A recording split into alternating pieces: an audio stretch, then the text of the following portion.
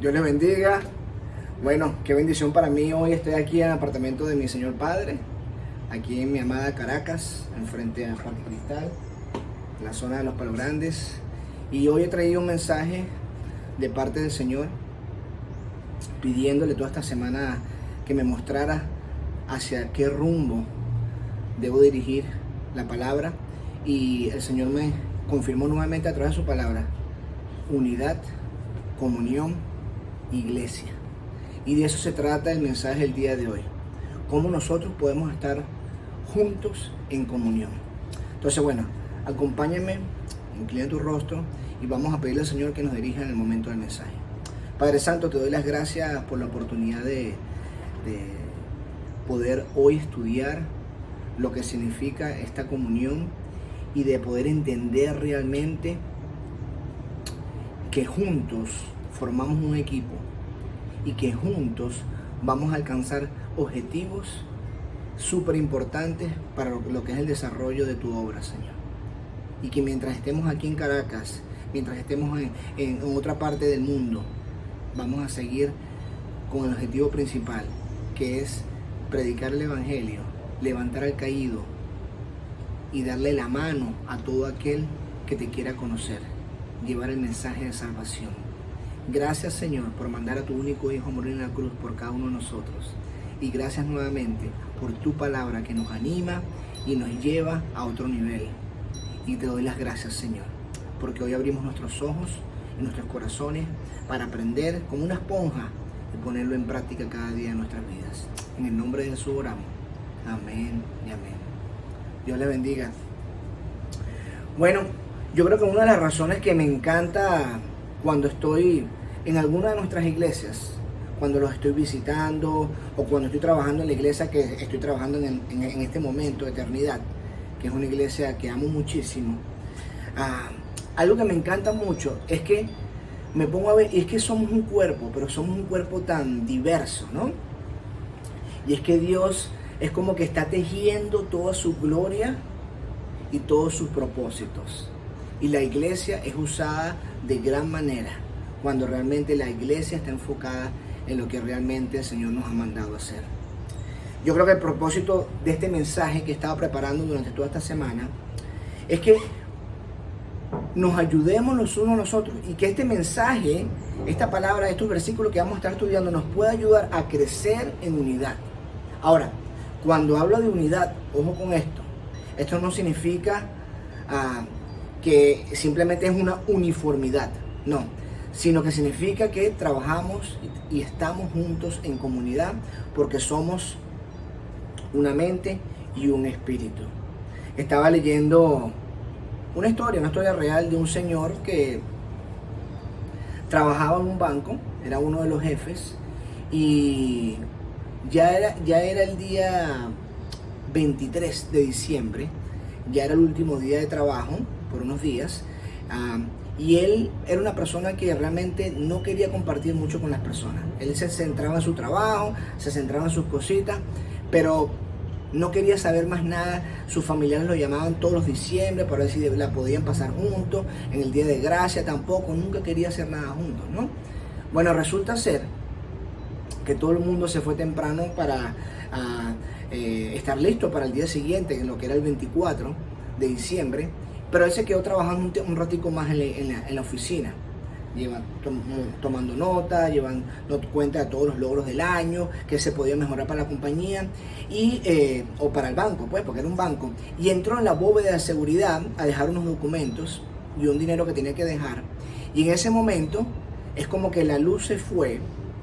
Y no es que se fue la luz, sino que parece que la puerta empezó a cerrarse y se puso todo oscuro. Y cuando voltea, que tuvo ganas o estuvo tratando de abrir la puerta para que no se cerrara, el peso de la fuerza y la puerta llevó a cerrar esa bóveda y de repente escuchó un clic, que es el clic de seguridad.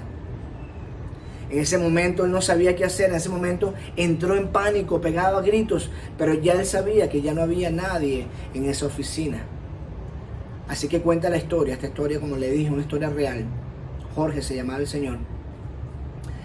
Él estaba y pensaba dentro de sí mismo, ¿y ahora qué voy a hacer? Me quedan unas horas para poder respirar. Quizás aguante hasta mañana. Y de repente pensó, oh, no, mañana es 24 y 25, no va a venir nadie por un par de días, ¿qué voy a hacer? Se empezó a desesperar, empezó a llorar, empezó a gritar, empezó a pensar en la familia, que no había pensado en ella en mucho tiempo, hasta que de repente vio que había una pequeña grieta y se le ocurrió la idea de pegar la boca en esa grieta y quedarse ahí en el frío, en la oscuridad, con su boca pegada a esa grieta para poder respirar. Y pensaba dentro de sí mismo, ¿será que si yo me quedo 2 días con la boca aquí pegada a esta ranura, voy a poder lograr que alguien llegue al banco a trabajar y yo todavía esté vivo, ¿no? Bueno, se puede imaginar 2 días de agonía, 2 días de no poder moverte, de tratar de respirar por una grietica, hasta que de repente en la mañana del 26 llegaron sus compañeros de trabajo. La persona que estaba encargada de la bóveda no entró a la bóveda, sino que simplemente estaba ahí trabajando, le dio el botón de abrir la bóveda se abrió lentamente y él, con dolor de espalda, dolor de cuello, hambre, con sed, muy débil, tambaleando, se paró, abrió la bóveda y nadie se dio cuenta que ni siquiera él estaba ahí. Se fue temblando, pidió un taxi, se fue hasta su casa y hasta el momento nadie supo que él estaba ahí. Cuando volvió un par de días después, nadie se había dado cuenta que él ni siquiera había estado o había faltado al trabajo, porque él era muy centrado en sí mismo y no asociaba con nadie, era uno de los jefes, ¿no? Pero dentro de todo esto, cuando él llegó, dice la historia que él llegó y puso un cartelito, y en ese cartelito puso algo muy interesante, y fue lo siguiente. Lo puso enfrente de la bóveda y dijo lo siguiente: hay que amar a la gente y hay que estar disponible al ser necesitado. O sea, cuando alguien nos necesita. Y sigue diciendo, porque ese es el propósito de la vida. Ese es el secreto de la felicidad. ¡Wow! ¡Wow! Así que finalmente, de una manera que quizás no era la mejor manera que él quería, pero que fue la manera de Dios, él aprendió de la manera más dura que realmente estamos mucho mejor cuando estamos juntos, cuando estamos en comunidad, cuando tenemos comunión los unos con los otros. Si tienes la Biblia contigo, vamos a buscar Eclesiastes capítulo 4, del versículo 9 al 12. Eclesiastes capítulo 4, del versículo 9 al 12. Mientras que ustedes lo buscan, yo disfruto aquí un poquito de la vista aquí de Parque Cristal. ¿Listos? Sigamos después. Versículo 9, Eclesiastes. Más vale 2 que 1, porque obtienen más fruto de su esfuerzo. Si caen, el uno levanta al otro. Ay del que cae y no tiene quien lo levante. Versículo 11. Si 2 se acuestan juntos, entrarán en calor. Uno solo, ¿cómo va a calentarse? Y el versículo 12. Uno solo puede ser vencido, pero 2 pueden resistir. Repite conmigo, resistir. Resistir. ¿Ok? Yo creo que la vida está diseñada para ser experimentada juntos. Y creo que solo se puede cumplir de esta manera el propósito de Dios para tu vida y para mi vida en cuanto a lo que es el contexto de la comunidad. Amén. Y es a la verdad. No se puede ser todo lo que Dios quiso que fueras o que yo fuera cuando estamos separados de la familia de Dios. Anota eso. No estar separado de la familia de Dios. Vamos a poner esto en práctica. Creo que este año hemos comenzado dándole fuerza a lo que es la unión en trabajo para que la iglesia se fortalezca y para que la iglesia del Señor, por la cual Jesucristo vino y murió, pueda prosperar en todos los sentidos. Cuando Dios hizo al hombre, esto es bastante interesante, estaba pensando esto, cuando el Señor hizo al hombre, lo hizo en un ambiente perfecto, lo puso en un lugar perfecto, Y el hombre lo tenía todo, tenía absolutamente todo, árboles, frutos, animales, tenía todo lo que él quería. Y él estaba ahí solo, solito, tranquilo. Pero, ¿qué hizo el Señor? Dijo, no es bueno que el hombre esté solo. No es bueno que el hombre esté solo, ¿no? Y es que Dios sabe que nos necesitamos el uno del otro. Nos necesitamos. Y Dios creó dos instituciones para cumplir con esta necesidad, que es una necesidad fundamental. ¿Y cuáles son esas instituciones? El matrimonio y la iglesia. El matrimonio y la iglesia. Y no importa qué tipo de familia tú tengas terrenal, aquí en la tierra, en la familia que tú naciste, que te has criado, porque cada uno de nosotros, cada uno de ustedes, puede pertenecer a la familia del Señor. ¿Cuántos lo creen? ¿Cuántos de ustedes lo están experimentando? Y si no lo estás haciendo, ya es el momento. Aprovecha este 2021. No esperes unos meses más. No esperes la semana que viene. Únete a una iglesia porque vale la pena.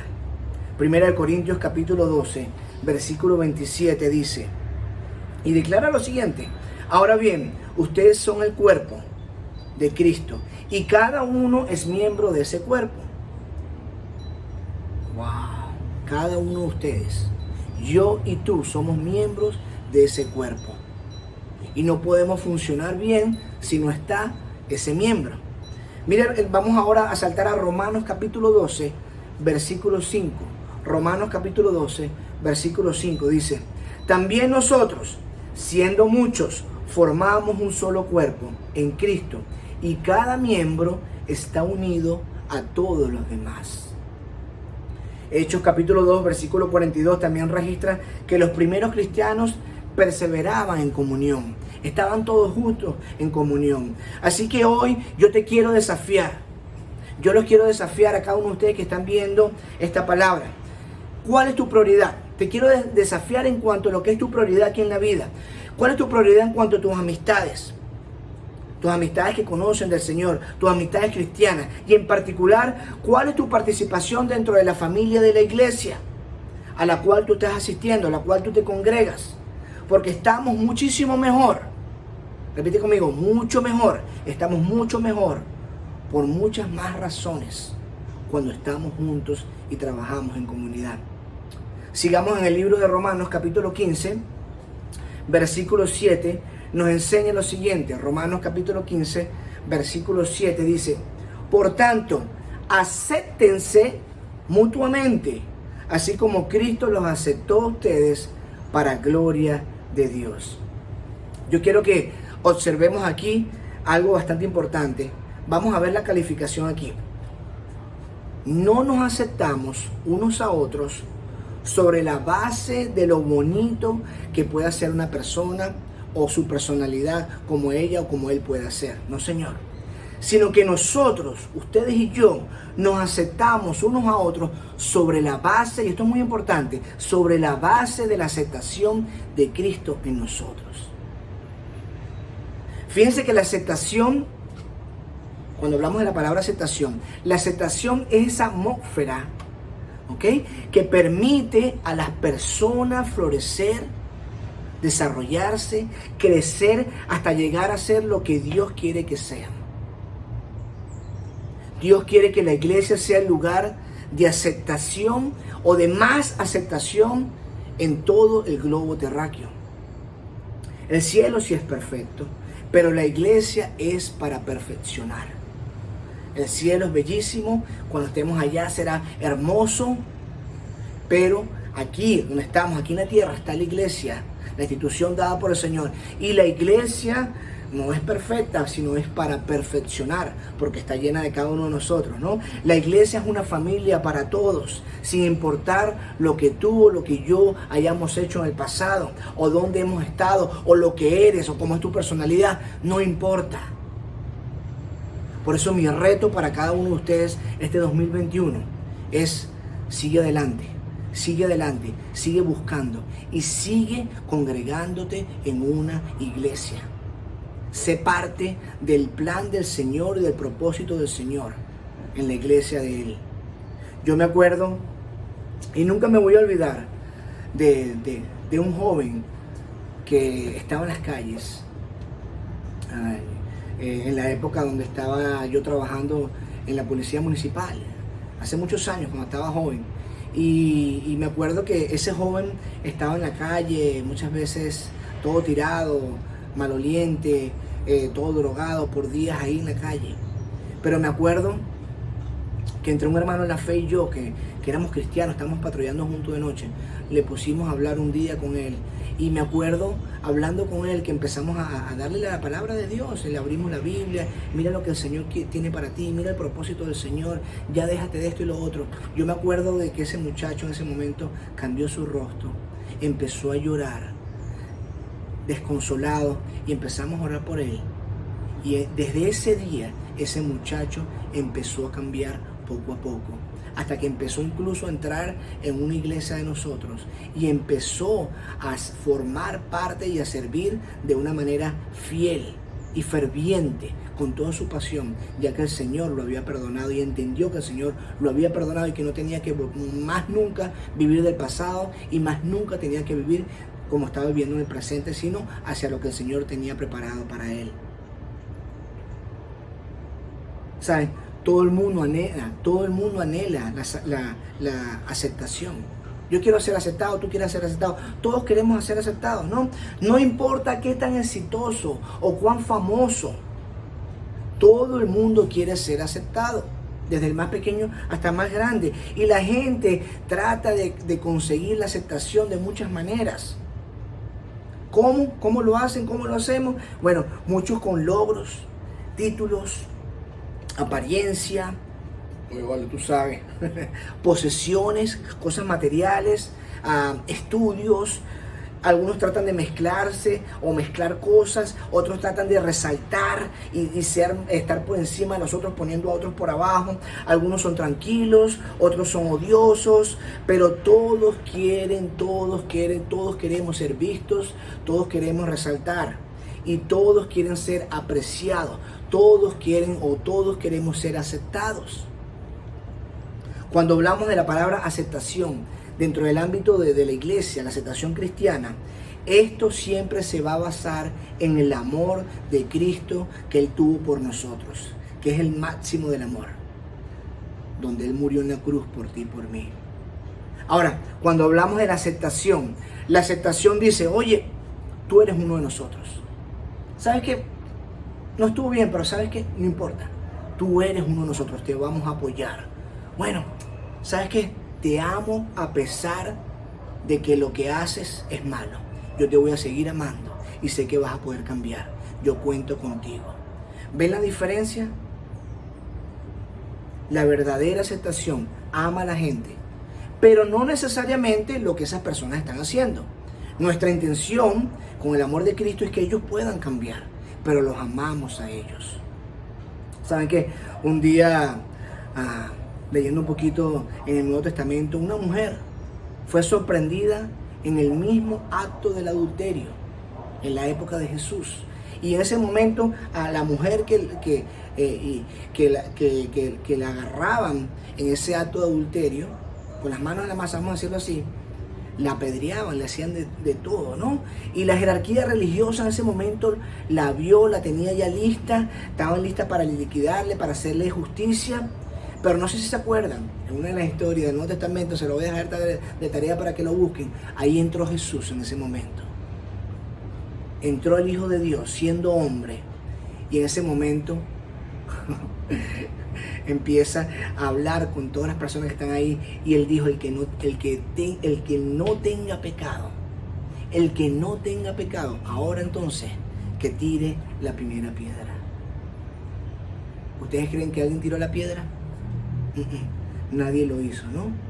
La multitud que estaba ahí acusando, la multitud que estaba ahí a punto de tirar las piedras, se quedaron tranquilos, ¿no? Por lo contrario, Jesús lo que estaba era preocupado por la vida espiritual.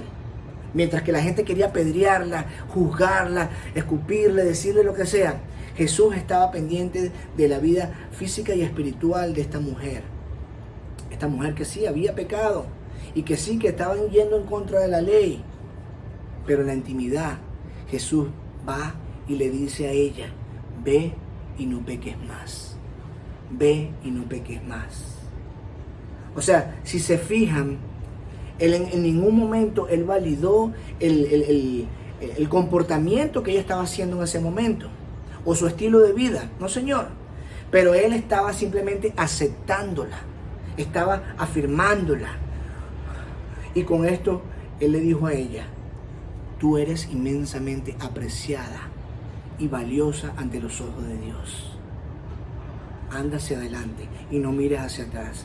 Y yo creo que tal aceptación, de hecho, inspira a un cambio, inspira a una nueva vida, inspira al crecimiento. Tenemos que ser aceptados a pesar, y tú tienes que aprender a ser aceptado a pesar del pecado que hayas cometido o que estés cometiendo en este momento. Y decirle al Señor, sálvame, Señor, perdóname mis pecados y voy hacia adelante contigo. Porque Él te dice, ve y no peques más. Amén. Vamos a rectificar cuando estamos en lo correcto para hacer lo correcto. Yo creo que la afirmación de este tipo de apoyo, este tipo de apoyo que le dio Jesús a ella, el tipo de apoyo que nosotros le damos a nuestros hermanos en Cristo y que quizás nos han dado nosotros muchas veces. Por ejemplo, el decirle a un hermano que está pasando por una situación difícil, yo creo en ti. ¿Sabes qué? Yo creo en ti. ¿Sabes qué? Lo estás haciendo bien. Una palmadita. Lo estás haciendo de bien. Anda hacia adelante, ¿no? Tú eres valioso. Estás yendo en la dirección correcta. Sigue adelante, ¿no? Eres valioso para nuestro equipo. Esas son las palabras de ánimo que tú y yo tenemos que darle a los otros hermanos en Cristo. Palabras de afirmación, palabras de ánimo. Y yo creo que es que todo el mundo lucha de vez en cuando con una incertidumbre. Muchas veces andamos con incertidumbre, ¿no? Y sobre todo hemos estado con una incertidumbre desde el año pasado, ¿no? Alrededor de esta época, cuando llegó el virus y todo lo que estaba pasando, los contratiempos que hemos estado pasando, económicos, físicos, sociales, todo lo que estamos pasando en Venezuela, o quizás las heridas que hemos estado llevando y hemos arrastrado con nosotros, o la debilidad que tengamos sobre una situación o sobre una tentación, sobre algo que realmente nos hace caer. Por esto tenemos que afirmarnos los unos a los otros. Los unos a los otros. Vamos en el Nuevo Testamento al libro de Hebreos. Hebreos capítulo 3, versículos 12 y 13. Hebreos capítulo 3, versículos 12 y 13. Dice así, nos insta a lo siguiente, versículo 12. Cuídense, hermanos, de que ninguno de ustedes tenga un corazón pecaminoso e incrédulo que los haga apartarse del Dios vivo. Más bien, mientras dure eso, hoy anímense unos a otros cada día para que ninguno de ustedes se endurezca por el engaño del pecado. Me encanta ese versículo, ¿no? Tratamos de hacer cosas, ¿por qué? Porque son cosas correctas, convencidos que es la voluntad de Dios, y no porque el mundo está de acuerdo o no, o porque el mundo lo apoya o no. Iglesia, hermanos, todo lo que realmente necesitamos es la afirmación, la aprobación de parte de Dios. Pero para ser honesto, la afirmación del pueblo de Dios y especialmente las personas que amamos y respetamos, muchas veces son el combustible, o muchas veces no, es el combustible tuyo y mío para nosotros poder seguir adelante. Yo creo que a veces es como que Dios expresa su afirmación a través de los mismos líderes cristianos dentro de la iglesia, con una palabra de ánimo, con una palabra a través de la Biblia, o a través de un amigo cristiano. Y la iglesia viene siendo entonces esa familia en la que ustedes puedan ir construyendo hacia arriba cuando lo necesiten. Amén.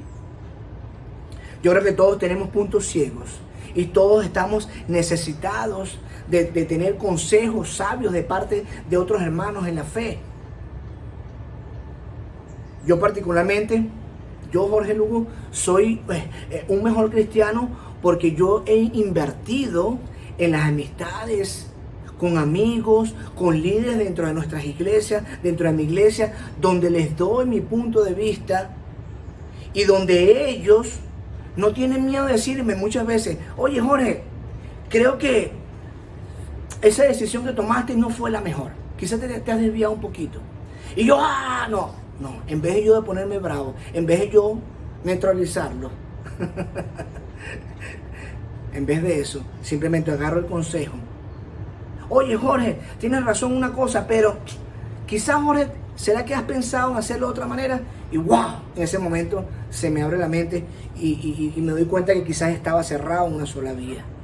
¿Ven lo importante de esa palabra de ánimo, de ese consejo de otro hermano en la fe? De estar unidos en la iglesia. Colosenses capítulo 3, versículo 16. Colosenses capítulo 3, versículo 16, dice lo siguiente: que habiten ustedes la palabra de Cristo con toda su riqueza, instrúyanse y aconséjense unos a otros con toda sabiduría. Yo creo que esto me recuerda un par de desafíos. El primero, ten cuidado cuando busques consejo. O sea, busca consejo de tus mentores que tienen una madurez cristiana.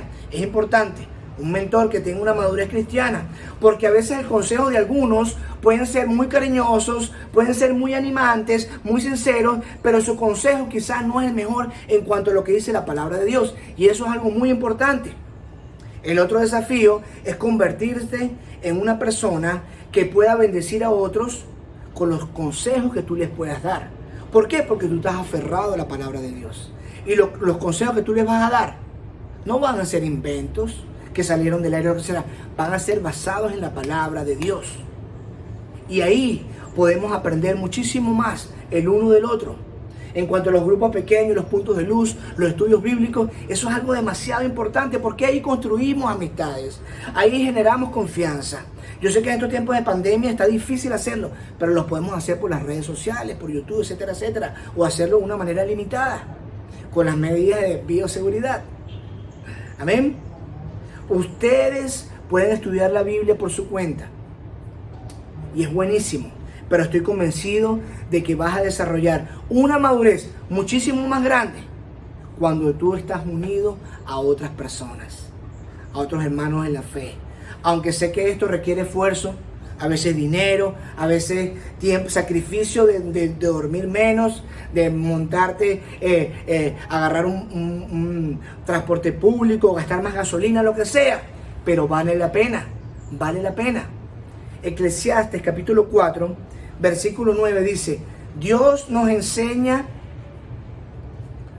dice, más vale dos que uno, porque obtienen más fruto de su esfuerzo. Repito, más vale dos que uno, porque obtienen más fruto de su esfuerzo. ¿Es eso cierto?